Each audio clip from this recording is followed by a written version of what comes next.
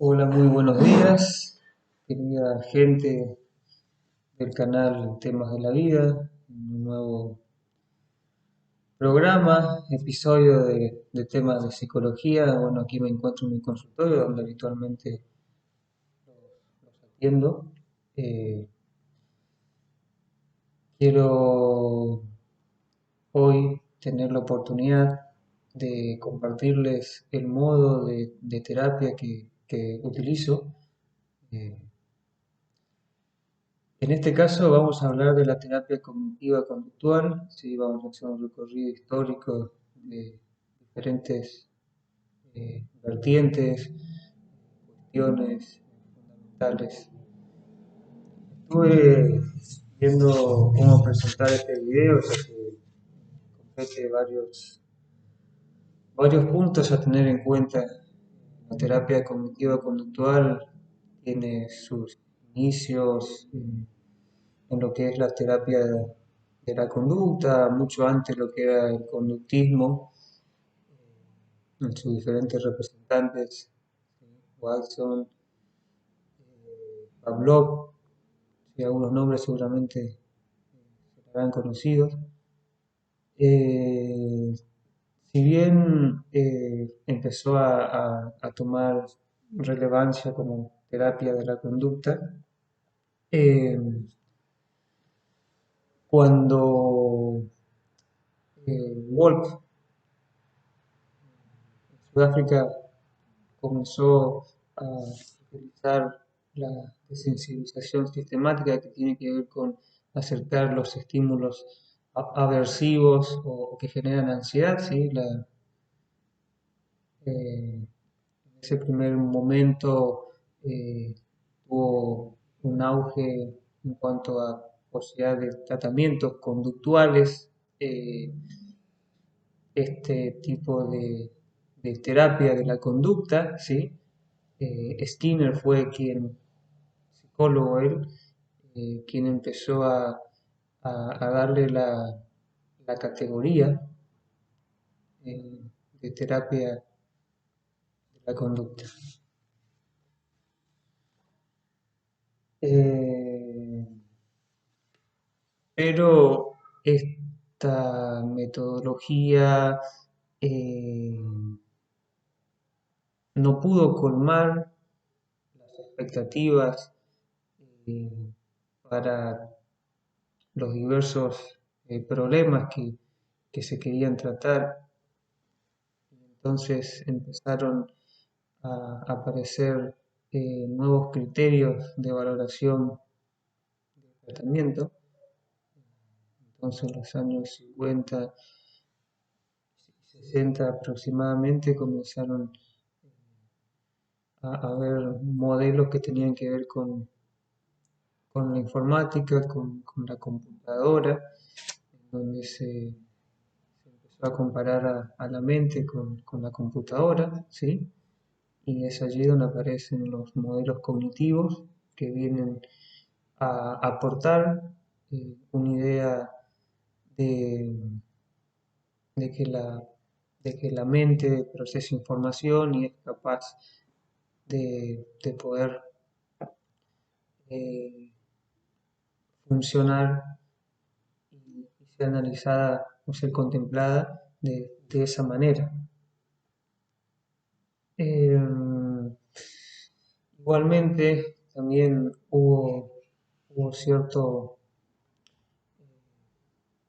ciertas consideraciones críticas eh, para pasar a un tercer momento que tiene que ver con las terapias cognitivo-conductuales ya eh, constructivistas, eh, donde hay un marco referencial que nuevamente vuelve a contemplar los principios del aprendizaje que en el conductismo eh, tenían gran importancia. Sobre todo en las terapias cognitivo-conductuales se va tomando de lo que es el conductismo, ese análisis experimental aplicado, se toma muy en cuenta la parte de poder, la parte empírica de poder comprobar todas las cuestiones que se planteaban a través de diferentes estudios, ¿sí? Valoraba mucho el rigor científico y también consideraban un aprendizaje asociacionista, ¿sí? Donde a través de diferentes autores se hace un recorrido con respecto a ello, donde los últimos autores trataron de contemplar también un contexto en que sucede la conducta, ¿sí? También agregando a la cuestión del organismo sin mencionar a la subjetividad aún, eh, donde en un principio se hablaba simplemente de un estímulo-respuesta y una respuesta fisiológica principalmente a través de lo que es los postulados de Pavlov, eh, donde posteriormente se agrega una visión mucho más de respuesta funcional, tratando de responder a las demandas del ambiente, o se considera la influencia del contexto. Y bueno, entonces en esta tercera ola, en esta tercera generación de terapeutas, ¿sí? Se vuelve a reconsiderar ciertas cuestiones del aprendizaje y se toma al contexto, ¿sí? En su análisis. Entonces aparecen eh, las terapias, por ejemplo, la terapia de aceptación y compromiso, que toma muy en cuenta lo que es el aquí y ahora, el tiempo presente, ya desde lo que es las teorías cognitivistas, se empezó a valorar justamente los aspectos que tienen que ver con la parte subjetiva, consciente, rompiendo un poco con los paradigmas, por ejemplo, de lo que planteaba Freud, inconsciente. En esta tercera generación se valora los aspectos de, de esta postura constructivista que se buscó a partir de la tercera generación tratar de valorar lo que es los criterios de qué tan efectiva y tan eficaz podría llegar a ser una terapia, ¿sí? Eh, entonces se habla de un espíritu eh, postmodernista, ¿sí? Del constructivismo, es entonces donde se empieza a valorar en esta tercera generación lo que es esto de la mente activa, ¿sí? Donde se valora, como dije antes, el aquí y ahora, es el momento presente. También se incorpora la emoción como parte fundamental, por lo menos a considerarlo un poco más.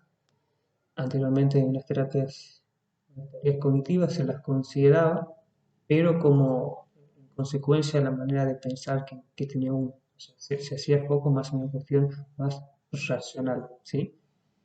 Entonces en la tercera generación se habla ya de la parte emocional como parte fundamental en los tratamientos a considerarse, ¿no? Eh, eh, pero cada vez se fue perdiendo un rigor científico. En la primera generación de terapeutas conductistas, lo que sucede al traspasarse de alguna manera o al cambiar el tiempo hacia lo que es las terapias cognitivas, se va en busca de poder responder más a las cuestiones psicopatológicas y clínicas y se pierde ese rigor científico que tenían las terapias de conducta, ¿sí? Donde se trataba de poder comprobar, ¿sí? Eh, ciertas cuestiones empíricamente y después se valora un poco más el hecho de que eh, hicieron a la inversa, trataban de inducir a partir de lo que ya se conocía. A ver, ¿cómo se explica esto en la tercera generación? En la tercera generación se busca primero, eh, ya más marcado en la tercera generación, en la segunda también se comienza a ver un cambio de paradigma en el rigor de poder evaluar los procesos. Y en la tercera generación se nota, digamos, como una falta de sistematización eh, en la cual eh, se, se comienza a considerar, eh, digamos, hipótesis, postulados a partir de la vivencia clínica y después se, se intenta como evaluar diferentes estados de hipótesis, digamos, ¿sí? Pero bueno, no nos metamos en un embrollo que no vale la pena en este momento, ya que lo más importante de base en este video es poder poner en contexto un poco la historia de la terapia cognitiva conductual, ¿sí? Entonces, para hacer un final de recorrido de primer video, eh, quiero que queden claros que en la última generación lo que se intenta es, acuérdense, criterios de qué tan efectivos, qué tan eficientes podían ser las terapias. Eh, entonces, se plantea un nuevo paradigma relacionado a esto de la mente mucho más activa, hay una dinámica constante de cambio. Se tiene muy en cuenta esto del lenguaje verbal y de la capacidad de constantemente ir recreando el ser humano, su ambiente. Se toma muy en cuenta lo que es la parte de la empatía en la terapia para poder considerar un trabajo. Eh, entonces se habla de las personas creadoras de sus consecuencias y de que aprendan a reconocer cuáles son sus maneras de percibir y las consecuencias que eso trae. Bien, en definitiva, lo que sucede con las terapias cognitivas conductuales es que hasta el día de hoy son bastante heterogéneas, ¿sí? O sea, hay diferentes puntos epistemológicos donde surgen aportes de diferentes lugares, de diferentes teorías, hay diferentes técnicas. Entonces es como un conglomerado, una polarización se produce de diferentes vertientes teóricas, ¿sí? Y los tratamientos también son en ese sentido bastante variados. Bien, entonces acuérdense que hay como tres etapas que se distinguen a lo largo de toda la historia de la terapia cognitiva conductual hasta llegar al día de hoy, donde es como que se generó una mayor interés o apertura hacia la cuestión que tiene que ver con la construcción de la propia realidad, ¿sí? Y aparentemente estaría generando mayores resultados en trastornos bastante complejos, así que sería muy considerable esta tercera generación. Igualmente, rescato mucho lo que son los enfoques cognitivos. De hecho, yo utilizo o valoro la reestructuración cognitiva, es decir, el cambio de enfoque de pensamiento para cambiar los comportamientos, para poder vivenciar de una manera mucho más funcional la vida, experimentar un contexto de una manera mucho más estimada y valorativa. Pero bueno, en definitiva, lo que hay que tener en cuenta siempre es el caso de cada situación, de cada paciente, poder incorporar, considero, el contexto y de esa manera ir pudiendo elaborar algún tipo de trabajo. En todo caso, la mejor estrategia podría ser considerar, o sea, poder tener una amplitud de herramientas para trabajar con pacientes distintos. Bueno, espero que le haya gustado el video, nos extendimos un poco, pero merece.